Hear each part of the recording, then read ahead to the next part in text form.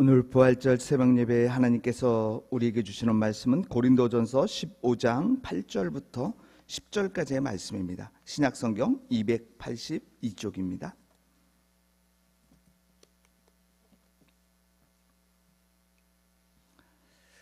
고린도전서 15장 8절부터 10절까지의 말씀, 제가 하나님의 말씀을 봉독하겠습니다.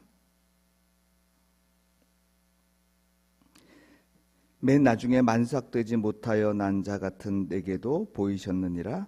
나는 사도 중에 가장 작은 자라. 나는 하나님의 교회를 박해하였으므로 사도라 칭함받기를 감당하지 못할 자니라. 그러나 내가 나된 것은 하나님의 은혜로 된 것이니 내게 주신 그의 은혜가 헛되지 아니하여 내가 모든 사도보다 더 많이 수고하였으나 내가 한 것이 아니요 오직 나와 함께 하신 하나님의 은혜로다. 아멘. 이 말씀을 통해서 하나님께서 우리에게 은혜 주시길 원합니다. 오늘은 예수님께서 사망 권세를 깼고 부활하신 부활절입니다. 부활절 새벽에 나오신 여러분 삶에, 그리고 앞으로 하는 모든 일들 위해 하나님의 축복과 사랑이 함께하길 축복합니다. 그러면서 우리 서로 이렇게 한번 고백해 볼까요?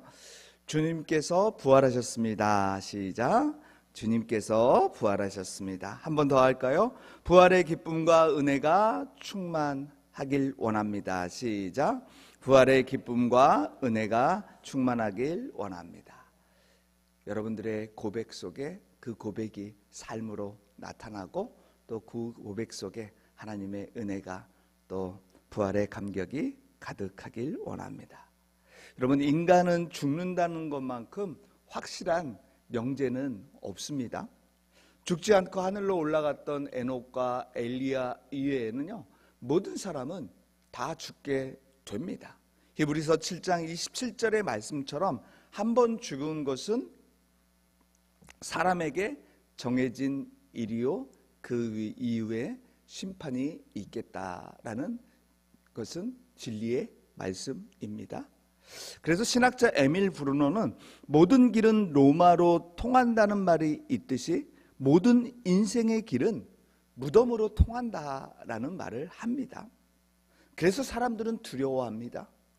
무서워합니다. 하지만 그리스도인 우리에게는 죽음이 끝이 아닙니다. 그래서 두려움도 없습니다. 우리는 예수님의 부활을 믿고 살기 때문에, 또 우리는 예수님처럼 영과 우리의 몸이 신령한 몸으로 부활하여 영원한 생명으로 지금 이 땅에서, 그리고 죽어 천국에서도 살아갈 것을 믿고 오늘도 이 자리에 나왔습니다. 그래서 예수님을 믿는 성도는요, 3번 죽는 것이 아니라 3번 태어난다고 합니다. 저와 여러분은요, 3번 태어난 사람입니다. 첫째, 육신의 탄생으로 부모로부터 태어나 삶을 살아갑니다. 이것은 세상 사람들도 똑같습니다. 그러나 우리는 두 번째, 세 번째 세상 사람들과 다릅니다. 두 번째는 영혼의 탄생입니다. 예수를 믿음으로써 거듭난 인생을 살아가게 되지요. 그리고 세 번째는 좀 더 나은 모습으로 탄생합니다. 바로 사명의 탄생입니다. 내가 어떻게 살아가고 무엇을 해야 할까? 그러면서 삶의 기쁨이 무엇이고 하나님의 영광이 어떤 것인지 알려고 또 그 영광을 위해서 몸부림치며 살아가고 계신 줄 압니다. 예수님은 십자가에 돌아가신 후 3일 만에 부활하셨습니다. 이 새벽에 부활하셨고요, 또 부활의 몸으로 이 땅에서 40일 동안 계시면서 제자들과 주님을 따르는 성도들에게 나타나셨습니다. 그 이유는 하나입니다. 제자들을 통해 당신의 부활하심을 전파되고 증거되기를 원하셨던 것입니다. 또 부활의 주님을 만난 변화된 제자들처럼 다른 사람들도 부활의 능력을 경험하여 부활의 증인으로 살아가기를 원하셔서 예수님은 부활한 몸을 많은 사람들에게 보여주셨습니다. 이런 주님의 마음을 잘 알고 있었던 제자들은요, 부활의 증인이 됩니다. 그리고 이후에 수많은 사람들과 우리에게까지 부활의 생명과 은혜가 찾아온 것이지요. 그렇다면 지금 우리는 제자들처럼 부활의 증인으로서의 사명을 어떻게 잘 감당하고 계시지요? 고린도전서 15장은요, 우리가 잘 알고 있듯이 부활장이라고 부릅니다. 지금도 그렇지만 바울 당시 고린도 교회를 포함한 초대교회 안에는요, 예수님이 죽음을 이기시고 부활하신 것에 대해 믿지 못한 사람들이 많았습니다. 그래서 고린도전서 끝부분에서 그리스도의 부활과 우리 성도들의 부활에 대해서 자세하게 설명해 주어야 했습니다. 그래서 긴 15장의 내용 속의 마지막을 부활의 내용으로 바울은 마무리하고 있습니다. 이렇듯 우리의 신앙생활에서 부활은 십자가 다음으로 부활이 중요함을 의미합니다. 아니, 동전의 양면처럼 십자가와 부활은 우리 기독교 신앙에 뗄 수 없는 중요한 요소, 신앙의 요소입니다. 그래서 먼저 바울은요, 예수님이 부활하신 후 여러 사람에게 나타나셔서 부활의 몸을 직접 보이셨다고 증거합니다. 베드로에게, 그리고 그 다른 사도들에게, 또 다른 제자들에게, 그리고 500여 명의 성도들에게 일시에 보이셨다고, 그리고 만삭되지 못한 자신 바울에게 나타나셔서 부활을 알게 하셨다고 8절에서 말씀합니다. 그렇게 말씀하면서요, 바울은 이런 이야기를 다시 합니다. 부활하신 주님을 직접 만나본 자 중에 일부는 이미 세상을 떠났다고 말을 합니다. 하지만 고린도전서를 쓰고 있을 이때까지도 부활을 목격한 대부분의 성도와 사도들이 부활의 증인이 되어 순교를 각오하며 예수님을 전하고 있다라고 바울은 이야기합니다. 이처럼 많은 이들이 목숨을 버리면서까지 부활을 증거한 이유가 무엇일까요, 여러분? 왜 우리가 부활의 감격을 가지고 이 땅에서 부활의 증인으로 살아가야 할까요? 바로 예수님의 부활의 역사의 한복판에서 이루어졌던 것을 그들은 직접 눈으로 보았기 때문입니다.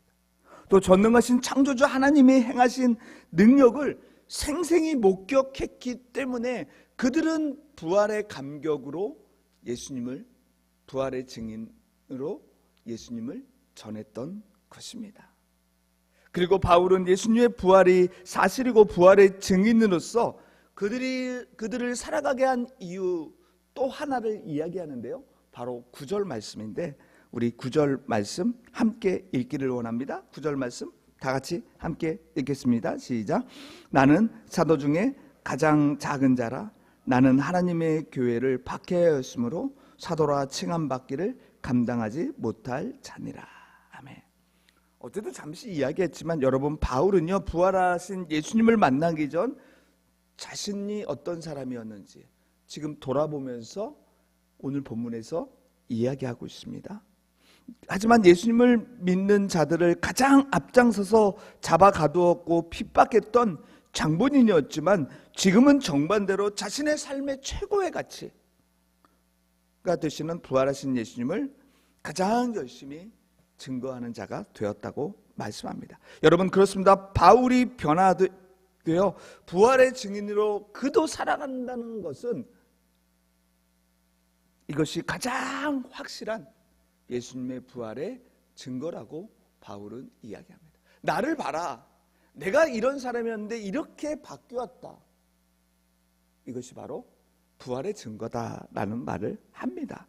여러분, 세계적인 비디오 아트 개척자인 고 백남준 선생님은 마지막 병상에서 이런 말을 합니다. 그동안 허송세월한 것에 대하여 나 자신에게 화가 난다. 이름을 많은 사람들이 알고 또 존경했던 이런 사람이 마지막 했던 말입니다. 여러분, 그래서 우리 인생에는요, 세 가지가 없다. 산무인생이라는 말을 합니다. 첫째, 생각해 보십시오. 우리 인생에는요, 우리 인생은 반복되지 않습니다. 버스가 지나가면 다시 오고요. 해가 지면은 해는 다시 뜹니다. 하지만 우리 인생은 한 번 지나가고 다시 돌아오지 않습니다. 그래서 인생은 반복되지 않고요. 둘째, 인생은 연습, 리허설이 없습니다. 운동 시합은 연습을 합니다. 또 오케스트라 공연도 연습이 있지만 반복되지 않는 인생은 연습할 수도 없습니다. 인생은 한 번도 가보지 못한 길을 가는 것이 아니겠습니까? 세 번째, 인생은요, 지울 수 없습니다. 시험 답안을 잘못 쓰면 지우개로 지울 수 있습니다. 약속을 지킬 수 없으면 취소할 수 있습니다. 하지만 인생에는 지울 수 있는 지우개가 없습니다. 그래서 여러분, 오늘을 살아가는 나의 인생이요, 고귀하고 가치 있는 인생이라는 말이겠지요. 여러분, 경기하는 운동장에는요, 경기를 보기 위해 표를 사서 들어온 입장객이 있습니다. 극장이나 연극을 보기 위해 들어온 관람객들이 가득 찹니다. 하지만 인생에는 구경꾼이 한 사람도 없습니다. 인생을 살아가는 한 사람 한 사람이 주연이고 주인공이기 때문입니다. 그러기에 우리의 인생은 무엇을 위해 사는가 늘 생각하며 살아가야 합니다. 특별히 이 부활절, 이 새벽에 우리도 부활의 증인으로 주신 사명을 잘 감당하는 주인공으로 살아가길 주님의 이름으로 축복합니다. 그렇다면 부활의 증인으로 살아갈 때 우리에게 필요한 것이 무엇일까요? 이 시간 잠깐 두 가지만 말씀을 나누려고 합니다. 첫째, 부활하신 예수님만이 나의 소망 되심을 믿고 살아가야 됩니다. 우리 한번 고백해 볼까요? 예수님이 나의 소망 되십니다. 시작. 예수님이 나의 소망 되십니다. 여러분, 이 세상에서 가장 행복한 사람은 소망을 갖고 살아가는 사람입니다. 소망은요, 우리의 삶을 바른 방향으로 이끄는 아주 중요한 삶의 키입니다. 소망이 있으면요, 미래를 위해서 그 소망의 이루어짐을 생각하면서 현재의 어려움과 고난을 잘 참고 인내하며 살아갈 수 있기 때문이죠. 그래서 베드로 사도도요, 예수님의 부활은 죽음의 마침표가 아니라 산 소망됨을 1절 3절 1장 베드로전서 1장 3절을 통해 말씀합니다. 하나님께서는 그 크신 자비로 우리를 새로 태어나게 하셨습니다. 그리하여 그는 죽은 사람들 가운데서 예수 그리스도가 부활하심으로 말미암아 우리로 하여금 산 소망을 갖게 해 주셨습니다. 여러분, 그렇습니다. 저와 여러분이 이미 산 소망 대신 예수님을 믿고 따르는 자들입니다. 하지만 우리는 이 사실을 삶에서 종종 잊을 때가 있지 않을까요? 예수님은 잘 안 보입니다. 사실 영적으로 우리가 충만할 때 예수님이 나와 교제하고 있구나, 함께하고 있구나를 느끼지만 잘 안 보일 때가 더 많습니다. 사실. 그런데 여러분 어떻습니까? 세상 것은 우리 눈에 왜 이렇게 잘 보입니까? 그러면서 세상에 소망을 두고 살아가기도 합니다. 한번 생각해 보십시오. 어떤 성도는 자식에게 소망을 두고 살아갑니다. 그러다 자식이 힘들게 하면 소망이 무너져 좌절합니다. 돈에 소망을 두고 살다가 돈 때문에 힘들어지면 낙심합니다. 건강에 소망을 두다가 건강이 무너지면요, 슬퍼합니다. 이 시간 혹시 우리의 눈에 보이는 그 무엇에 소망을 두고 아파하거나 슬픔에 계시지는 않는지요? 부활하신 주님은 인간이 가장 절망하며 두렵게 하는 것, 죄의 결과로 찾아온 죽음의 문제를 해결해 주셨습니다.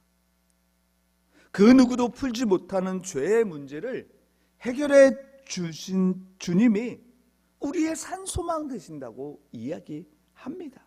그러므로 우리는 이 세상 것에 소망 두지 말고 우리와 늘 함께 하시는 주님께만, 부활하신 그 주님께 소망 두며 살아가는 저와 여러분의 삶이 되길 간절히 원합니다.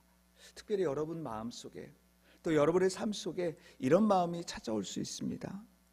시편 42편 5절의 말씀에서 시편 기자는 자신의 영혼을 향해서 늘 이렇게 외쳤습니다. 내 영혼아, 내가 어찌하여 낙심하며 어찌하여 내 속에서 불안해하는가? 너의 하나님께 소망을 두라. 그가 나타나 도우심으로 말미암아 내가 여전히 찬송하리로다. 우리에게 찾아오는 절망과 낙심, 여러분 내 속에서 불안해할 때 세상과 환경을 보지 않기를 원합니다. 또 내게 주신 부활의 증인의 사명을 잘 감당하지 못할 때도 마찬가지입니다. 여러분 각자의 영혼을 향해 이렇게 외치며 나아가면 어떨까요? 나는 하나님께 소망을 두겠습니다. 그때 주께서 도우심으로 말미암아 주신 사명 감당하며 여전히 주님을 찬송하겠습니다. 여러분 이럴 때 주님은 우리의 산소망이 되어주시고 더 나아가서 우리가 외치는 그대로 되는 은혜와 주신 사명 감당하게 해주시는 하나님의 능력을 경험하며 살아가게 될 줄 믿습니다. 여러분 소망이 우리를 아름답게 살아가게 합니다. 두 번째 부활의 증인은요, 모든 것이 하나님의 은혜임을 고백하며 살아갑니다. 소망을 갖고 살아가고 또 모든 것이 하나님의 은혜라고 생각하며 살아간다면 그 모습을 통해서 하나님이 나타나고 부활의 주님이 나타나게 됩니다.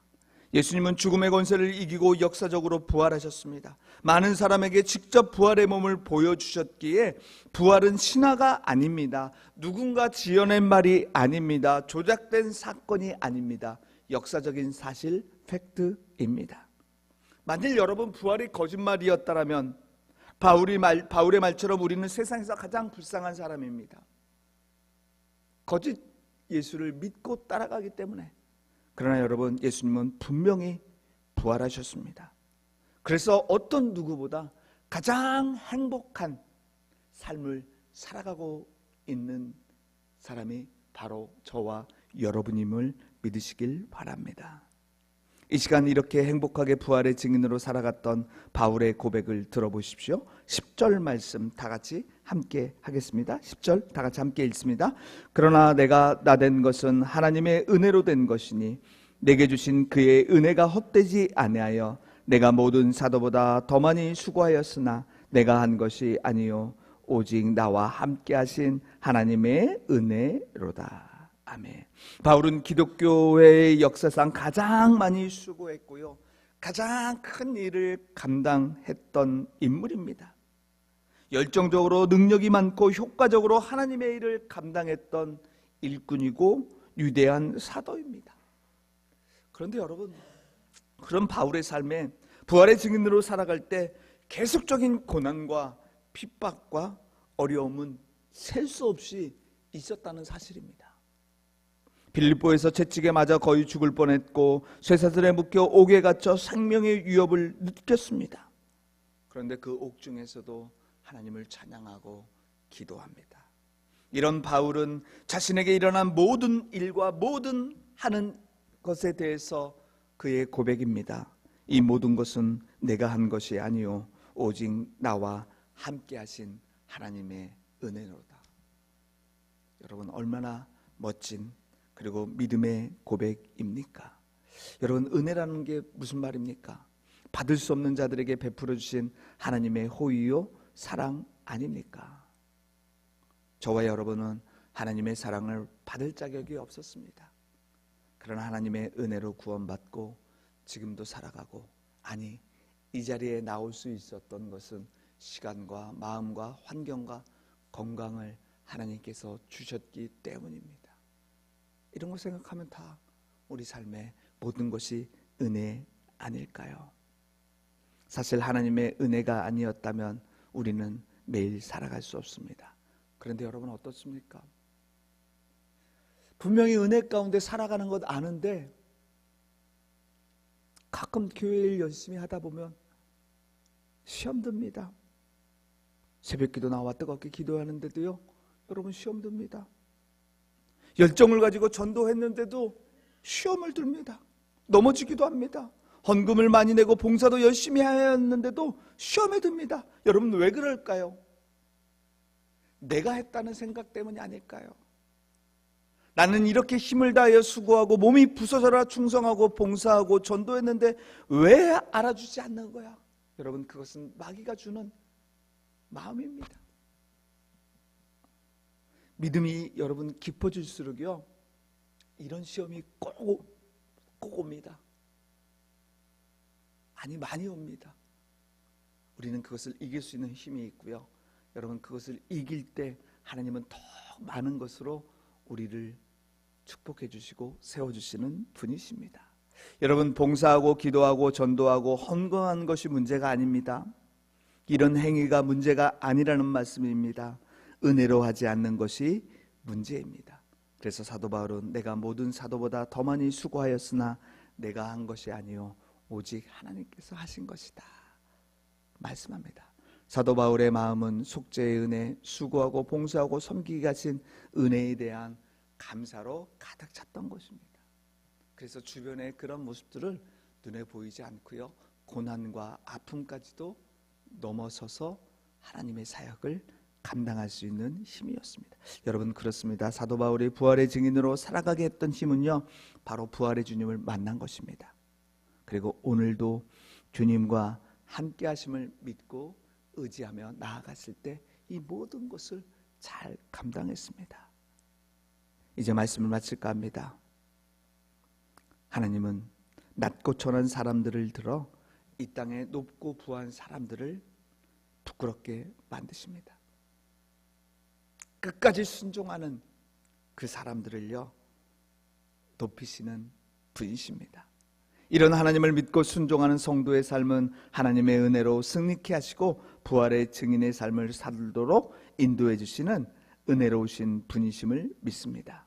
그리고 이런 하나님의 은혜로 오늘을 살아가고 있다는 것 아는 성도들은요 겸손할 수밖에 없습니다.